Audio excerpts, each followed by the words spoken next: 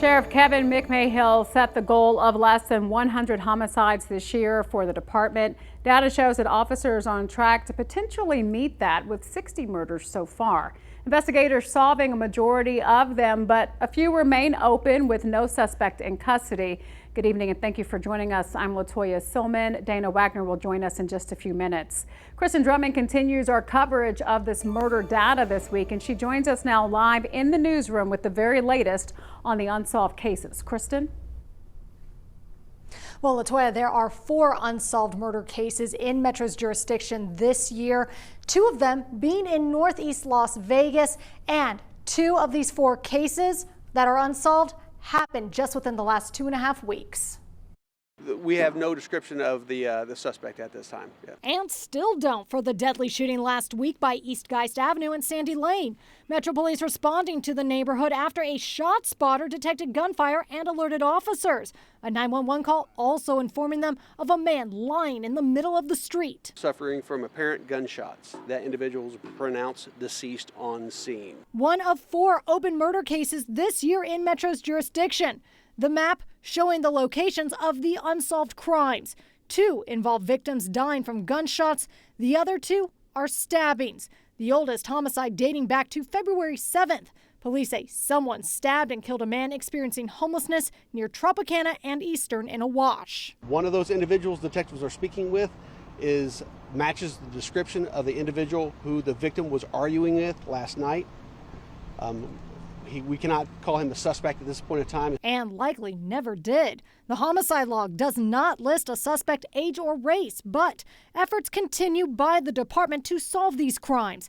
Data shows 56 of the 60 murder cases solved this year, a 93% clearance rate so far, putting the department at the top of all major cities in the country. A clearance rate is very, very high when it comes to homicides. William Sousa, a criminal justice professor at UNLV, he credits resources dedicated to investigators.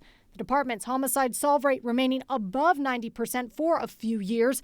The city of Las Vegas even recognizing the department's efforts in 2023 by proclaiming January 4th as LVMPD Homicide Section Day.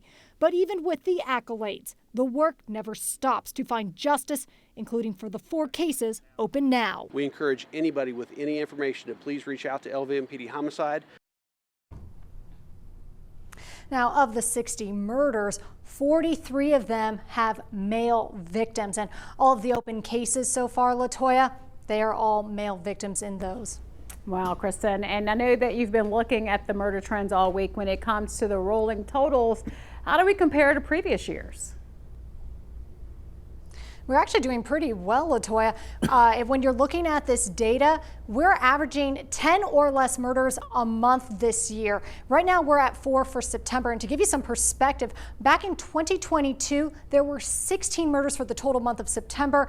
And then in 2023, it was 11. So when you're looking at this rolling data, Metro Police seem to be doing very well and may potentially hit that goal that Kevin McMahill, our sheriff, set for the department this year.